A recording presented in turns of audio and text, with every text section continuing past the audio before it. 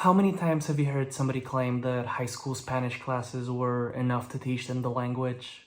Probably not that many. Occasionally, though, you're going to meet someone who says so, who also isn't overestimating their abilities and can actually carry on a conversation in Spanish. I continue to meet people who complain their language courses did not set them up for success in the language. For example, you, the person watching this video right now.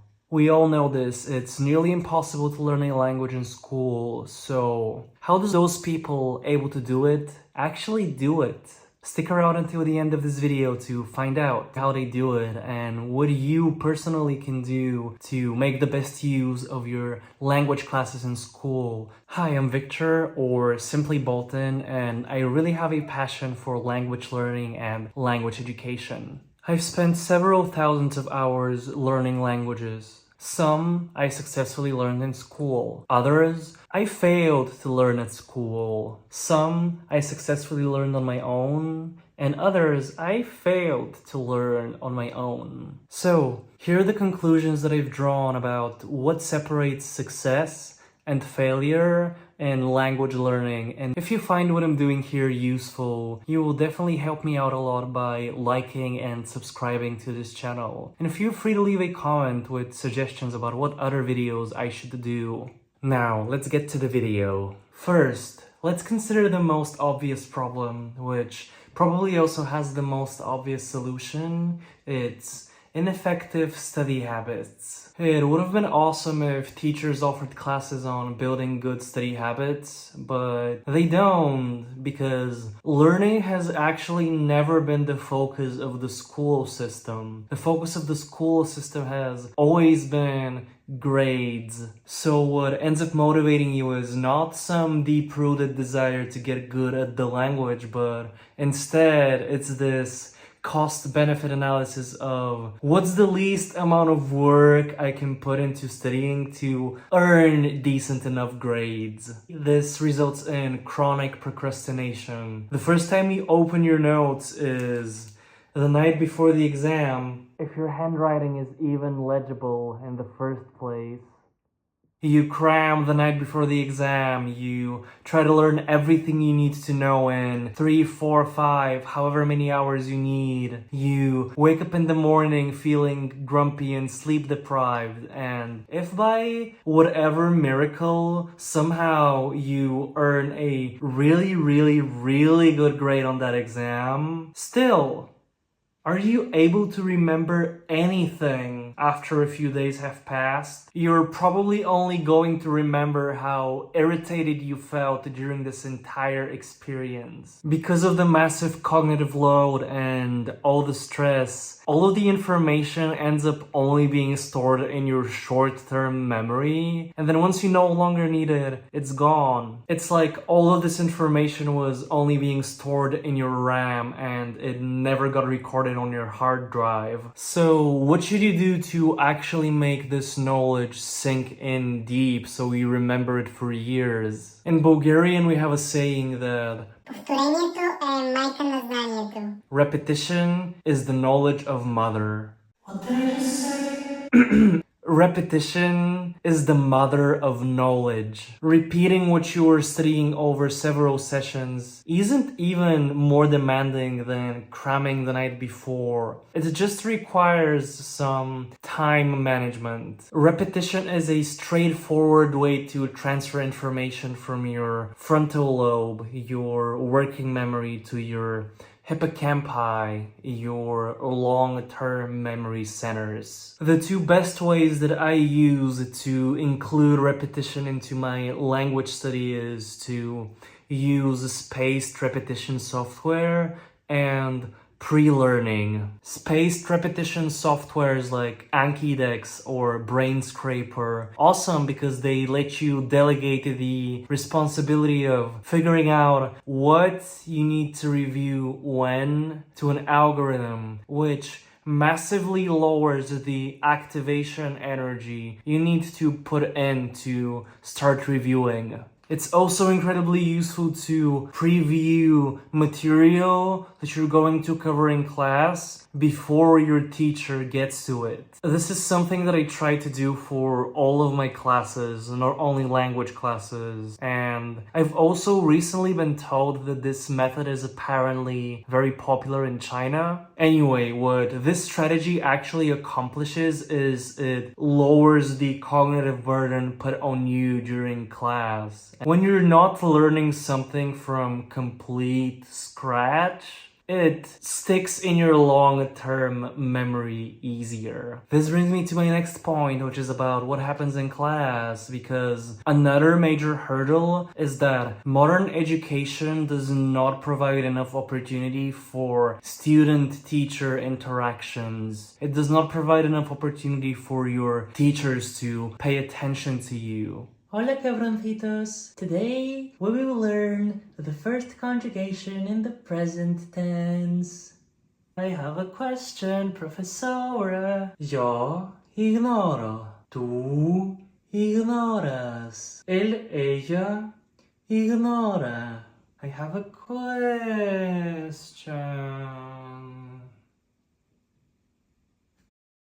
How many classmates do you have in your language classes at school? 20? 25? 30? Well, if the answer is above 15, then that is definitely too many. One of the best things about language classes is that they give you access to feedback from an expert, or at least one of the best people they could find in the area. However, when a teacher only has 40 or 45-minute periods to teach a lesson and give feedback to 30-something people, how are they supposed to find the time for you? How would a teacher even be capable of giving you more than 1 minute a week of feedback in class when they're dealing with such constraints? The structure of language classes really doesn't empower teachers to be useful in class, so they remain an underutilized resource for many. So, is there even a way to make use of your teachers' expertise?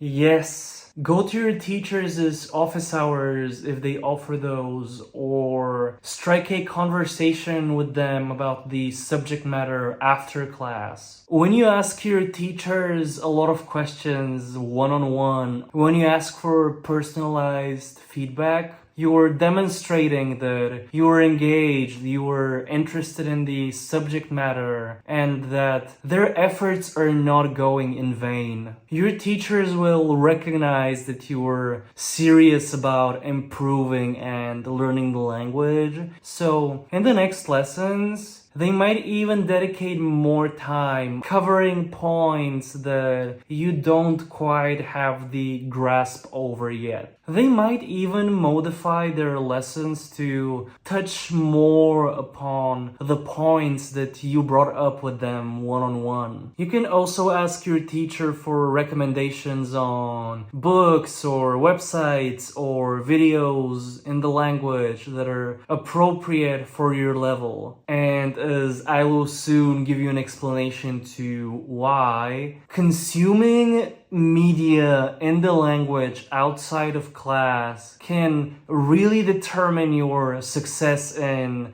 learning a language in school. But before I get to why engaging with content in the language is so important, let's look at another major barrier to verbal fluency, which is that schools don't provide enough opportunities for speaking practice.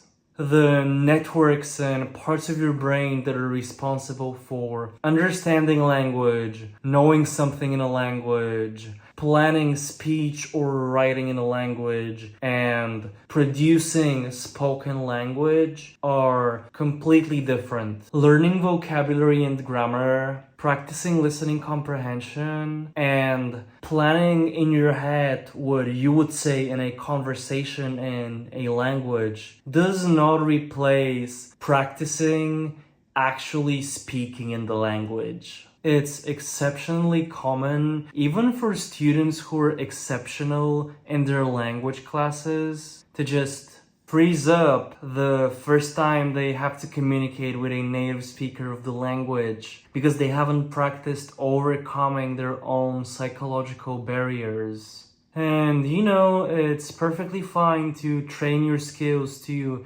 just be an observer of the language. I'm personally someone who leaves speaking practice for last when I learn a language, but I feel like when people learn a language, they are most interested in communicating using the language and not only interested in how people communicate with the language. Those are two different things.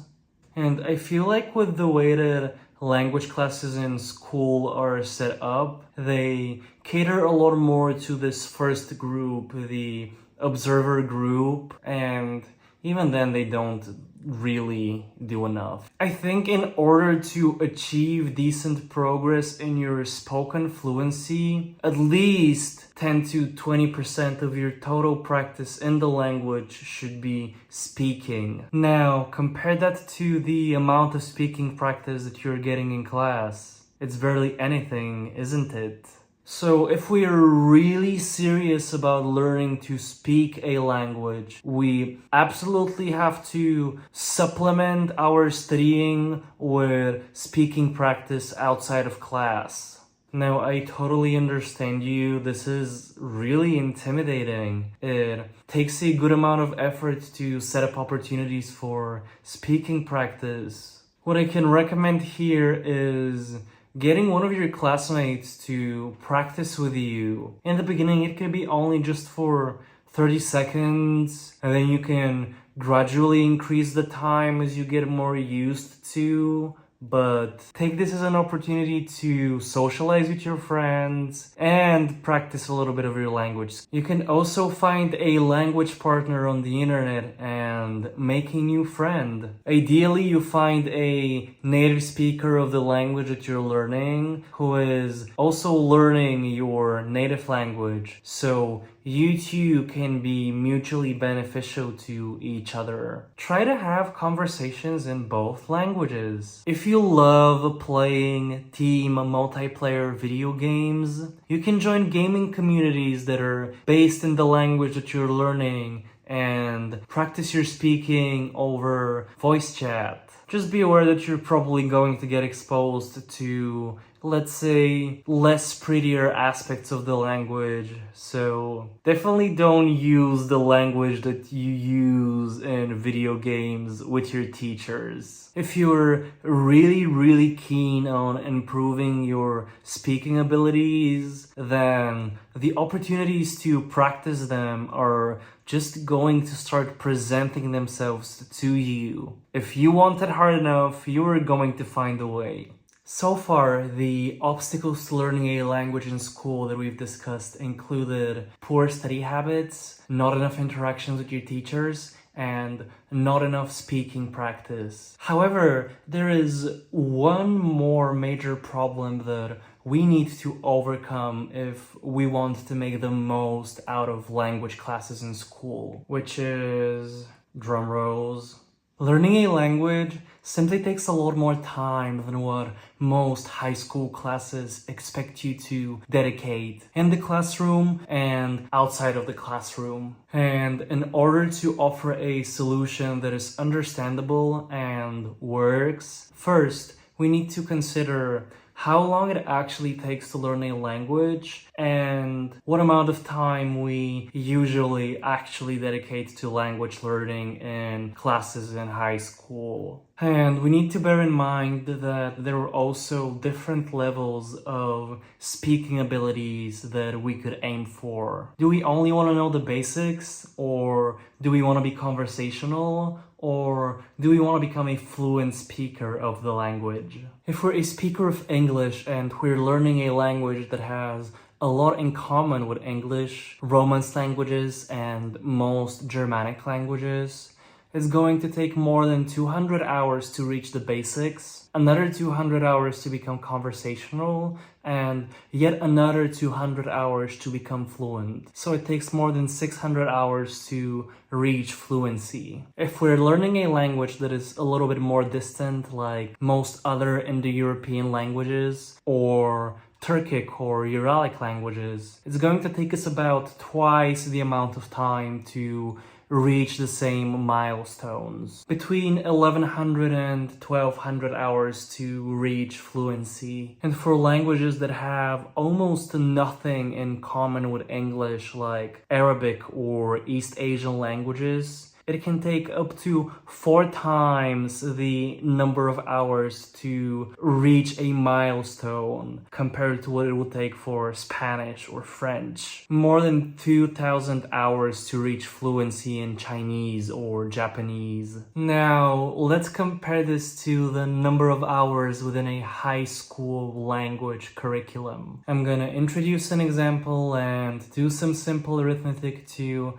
estimate what we can expect from language classes in high school. Let's say you're taking 4 years of Spanish, where each year consists of 36 weeks, where every week you have 2 periods of Spanish classes, where every period is 40 minutes long, or 2/3 of an hour. In total, this adds up to a little less than 200 in-class hours of studying Spanish. We also need to take into account the outside of class study hours dedicated to homework and preparation, which for most people, they add up to maybe about half of the time that they spend in class. So by multiplying this by 1.5, 50% more hours with the outside of class hours, we get that in this example, 4 years of Spanish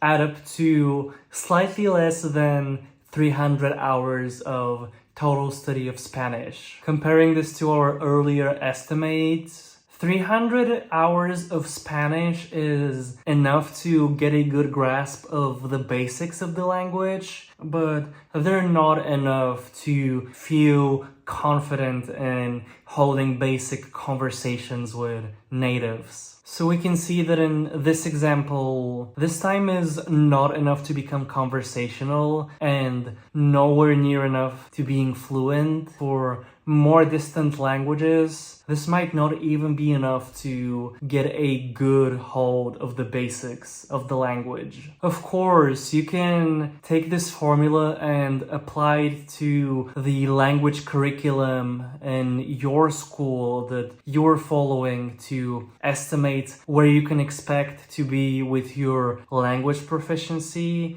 at the end of high school. You just have to substitute these numbers with ones that are more appropriate for your institution. Nevertheless, unless you're at a school that studies languages very intensively, this time is simply not enough. Still, there is one value in this formula that isn't fixed, that doesn't depend on factors outside of your control, like the language curriculum at your school. This number is the hours multiplier, which, besides the in-class hours, also takes into account the hours of preparation you're spending outside of class. If you increase the number of hours you prepare on your own to just as many as you're spending in class, then that adds up to slightly less than 400 hours in 4 years. That is the conversational level milestone. If you decide to put in extra effort and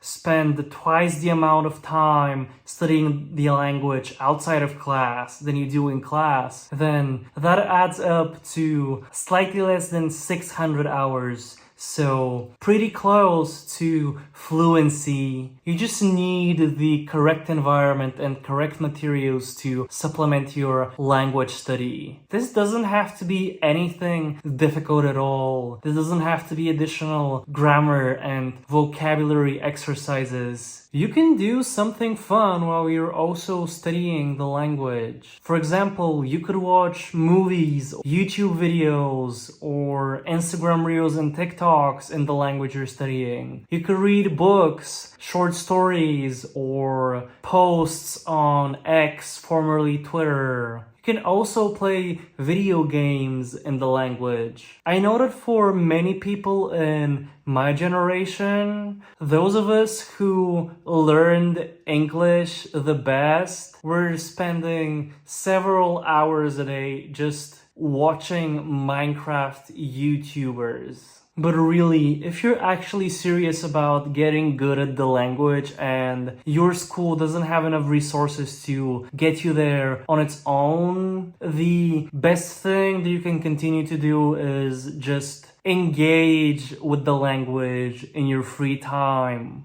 And when engagement with the language is fun and exciting, you're going to rack up those outside of class hours in no time without even noticing. So yeah, this was my introduction to why so many people, especially in the Anglosphere, fail at learning a language in school. If you're no longer in school, hopefully I was able to give you the understanding that it's not really your fault. You just weren't empowered by the school system to learn a language. And if you're currently a student set on succeeding in their language learning journey, despite the limitations in their high school, despite the lack of resources, remember that all you need to do is first develop better study habits, second, develop close interactions with your teachers. Third, spend more time practicing the language. And fourth,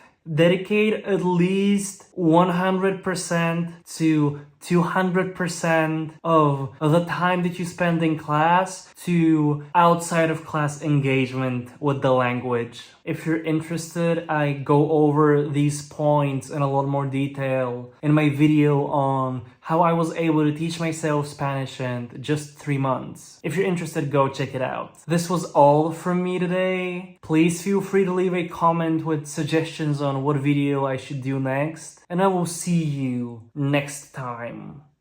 Peace out. It's time for me to go to the beach.